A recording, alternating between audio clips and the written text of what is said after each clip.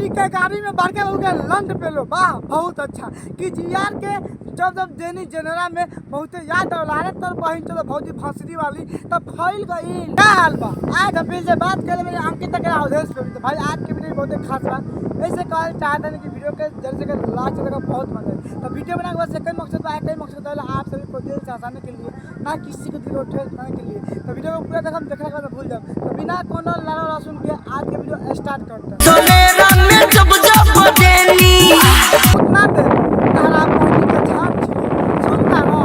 जनेरा में जब जब देनी यार के अरे तोर बहन चो भौजी फंसरी वाली बहुते हवा चलता तो इतना पढ़ाई करते तो बात में हम दुकान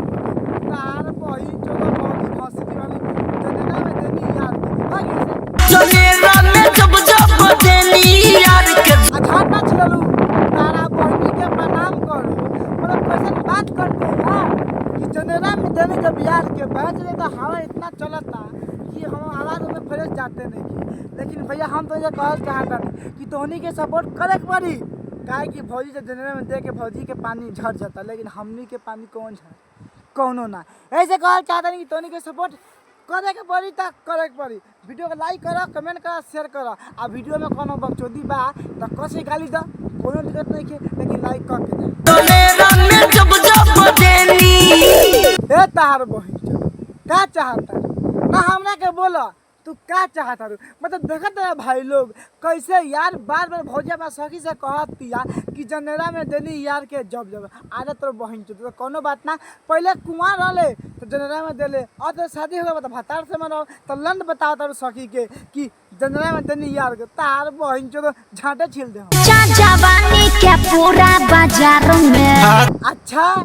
चर्चा जवानी के पूरा बाजार में ओहो क्या बात है आप लोग सुन रहे हैं भौजी क्या बोल रही है कि चर्चा व पूरा जवानी मतलब पूरा चर्चा व जवानी के बाजार में आगे भौजी सबको पता है कि तुम गाड़ देती हो तो द लंड पर्चा करेगा चुम्मा के रेट बाटे लाखों हजार वाह भौजी भंसरी वाली बहुत अच्छी कि एगो चुम्मा के रेट बा लाखों हजार है सुन। अब तोहनी बताओ जब 1 लाख में 1000 में भौजी का चुम्मा लेवल जाई तो नीचे तो 5 लाख करी 10 लाख करी 1 करोड़ करी। अरे भौजी इतना तारा मतलब इतना अगला सामान में तारा सोना चांदी नहीं खे कोनो 1 लाख 10 रुपया दे 10 लाख दे दी तार बहिन एगो चुम्मा के रेट बा 10 लाख 1000 में भाग भंसरी वाली। अच्छा क्या बात करता रो भैया तार चोली में हाथ डालता रे हाथ तो बहिन चो तो भौजी तो पगला गल बिया यार कि भैया के। अच्छा भौजी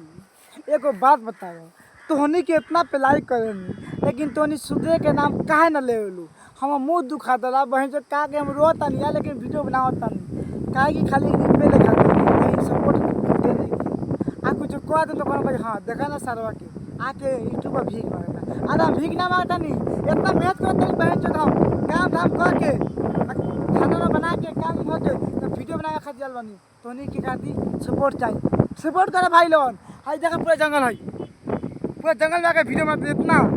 हाँ इतना ही कोरा में आके बनाता नहीं और कौन पकड़े कौन गाँव मार ली तो कौन बचाएगा ना बचाएगा सपोर्ट करो। तारा गाड़ी में डालस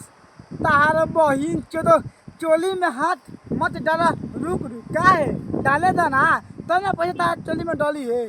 तारा बहनी के झाँट छिलो लोगन चोली में हाथ ना डाला रुक तार बहन के पटा के पेल देम नु मुँह दे देबू